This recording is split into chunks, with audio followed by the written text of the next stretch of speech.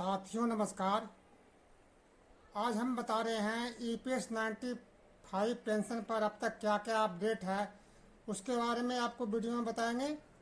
और जो minimum pension 1000 रुपये है उसके बाद भी बहुत से ऐसे लोग हैं उनको 1000 से पेंशन कम मिल रहा है। तो उनको पेंशन कम क्यों मिल रहा है इस पर भी बात करेंगे। और यदि पेंशन बढ़ती है तो उनको कितना बेनिफिट होगा इस पर भी हम बात करेंगे। तो वीडियो को लास्ट तक विस्तार से सुनिए और वीडियो को आगे बढ़ाइएगा। तो जहाँ तक अभी तक जो अपडेट है कि पूरे देश में पेंशनरों के लिए हर जगह से समर्थन मिल रहा है। मध्य प्रदेश में वहाँ के पेंशनरों ने राष्ट्रीय सेवक संघ से भी गुहार लगाया है और उनको ये बताया है कि मोदी जी पर दबाव डालो लोगों को पेंशन बढ़ाने के लिए। मध्य प्रदेश के पेंशनर संघ से मिले हैं। दूसरी ओर उत्तर प्रदेश में वहाँ के जो पेंशनर हैं वो गृह मंत्री राजनाथ सिंह से मिले, वो क्या बोलते हैं रक्षा मंत्री राजनाथ सिंह से मिले हैं और अपनी समस्या से अवगत कराए हैं और उनसे आश्वासन दिए हैं कि पेंशन में वृद्धि के लिए आप मोदी जी को राजी करिए और कैसे करके आपको पेंशन वृद्धि के लिए सरकार को राजी करना है, केंद्रीय कैबिनेट को राजी करना है। उधर बिहार में चुनाव है वो पता ही है, बिहार में भी बड़ी संख्या में पेंशनर हैं तो सरकार को उस पर भी दबाव है। दूसरी ओर कमांडर अशोक रावत हैं वो भी श्रम मंत्री से मिल चुके हैं और पेंशनरों के लिए आप सरकार को अल्टीमेटम दे चुके हैं कि या तो आप पेंशन बढ़ाओ सीधी तरीके से, नहीं तो फिर तो हम 4 तारीख और 5 तारीख को दिल्ली में जंतर मंत्र पर धरना प्रदर्शन नहीं है, उन्हें अपना पेंशनर अपना वहाँ पर रौद्र रूप दिखाएंगे, निश्चित दिखाएंगे।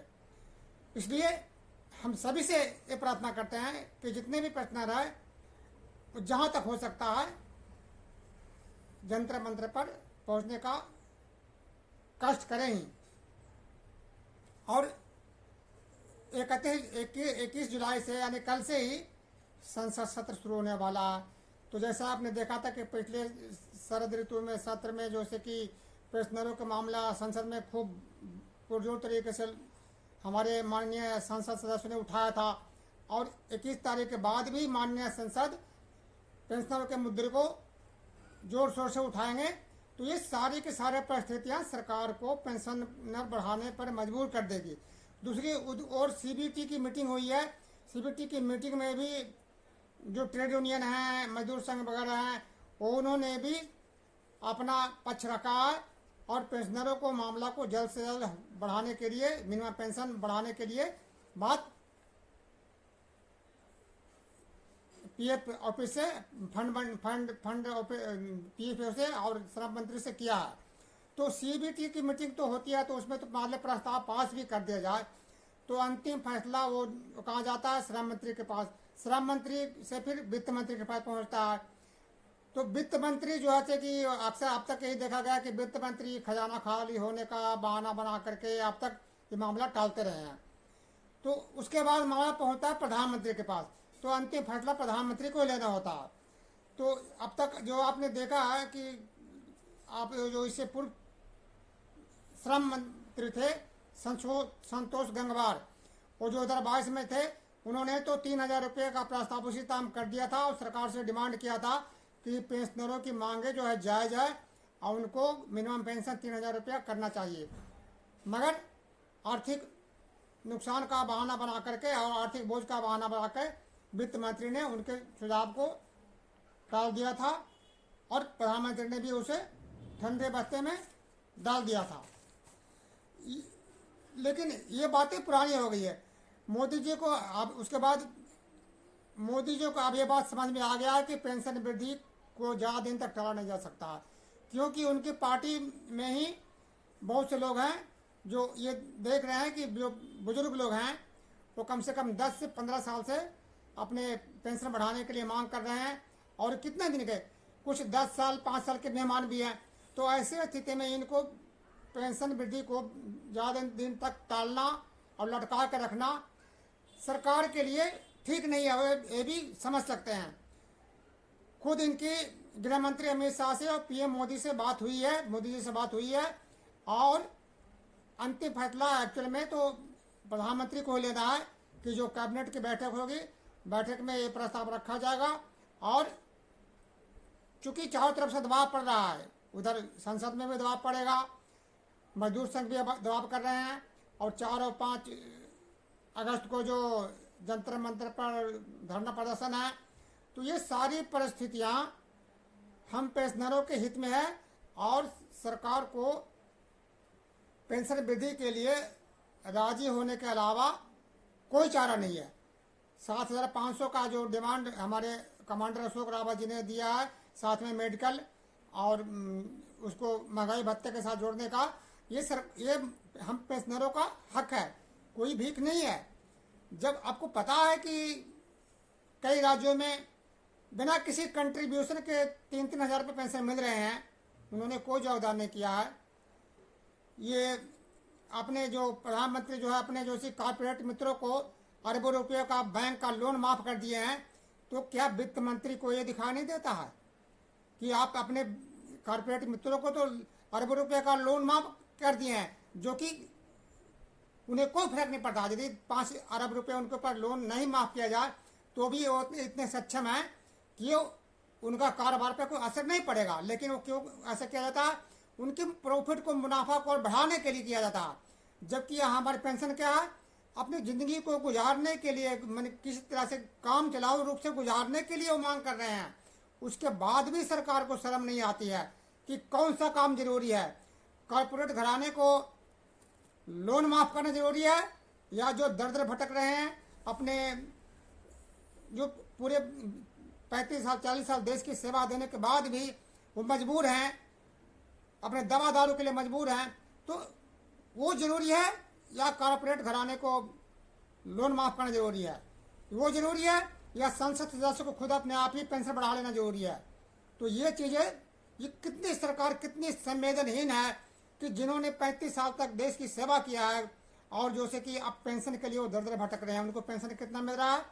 1,000 रुपये मिनिमम। जबकि जो संसद सदस्य हैं जो सेवा के नाम पर आते हैं, उनको कई हजार रुपये पेंशन मिल रहे हैं, 30,000 35,000 पेंशन मिल रहे हैं। कॉर्पोरेट घराने को इन्होंने जो से कि लोन माफ कर देते हैं, लेकिन पेंशनरों के लिए वित्त मंत्री को खजाना खाली नजर आता है। तो ये समझ ज़्यादा दिन नहीं चलेगा, इनको पेंशन बढ़ाना ही पड़ेगा। इसलिए दोस्तों, हम आप सबसे ये प्रार्थना करते हैं कि वीडियो को आप यदि पहले बार देख रहे हैं, इस चैनल पे हैं, तो उसको सब्सक्राइब करिए और आगे बढ़ाइए, क्योंकि सोशल मीडिया पर जितने ये जो सक्रियता रहेगा, तो सरकार को ध्यान को आकृष्ट करने में इस पर सरकार पर दबाव बनता है। इसलिए आप अधिक से अधिक वीडियो को लाइक, शेयर और कमेंट्स करिए, जरूर करिए। अब कमेंट्स भी जरूर करिए आप।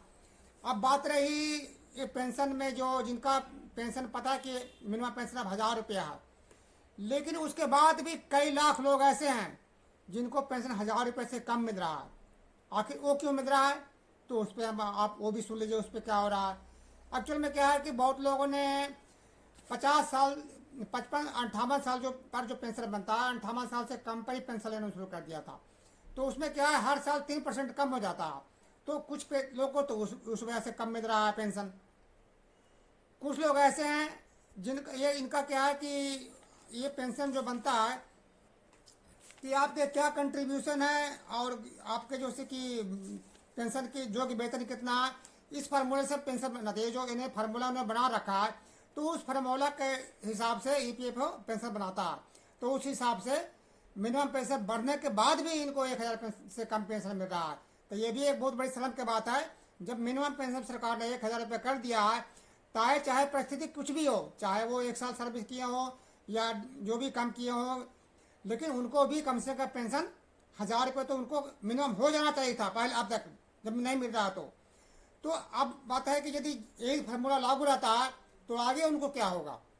यदि फार्मूला मान लिया कि छोटी सी मतलब मान लेते हैं, हो नहीं रहा कि 3,000 पेंशन होता है, तो किसको पेंशन 1,000 रुपये मिनिमम है और मिल रहा है 600 रुपया या 700 मिल रहा है, तो उसको 300 कम मिल रहा है।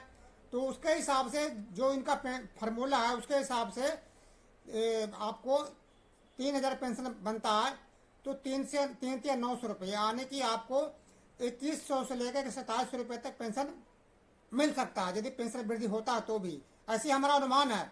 बाकी इनका फार्मूला जो है ट्रांसपेरेंट नहीं है, पारदर्शी नहीं है, कैसे क्या करते हैं वो पक्की किसी को नहीं पता है। लेकिन अनुमान के अनुसार यदि 3,000 पेंशन होता है तो उनके बाद भी जो जिनका पेंशन 1,000 से कम है उनको थोड़ा बहुत कम मिलेगा। तो ये रही बात, एक अनुमान के अनुसार है। लेकिन हम तो कहते हैं कि ऐसा नहीं होना चाहिए।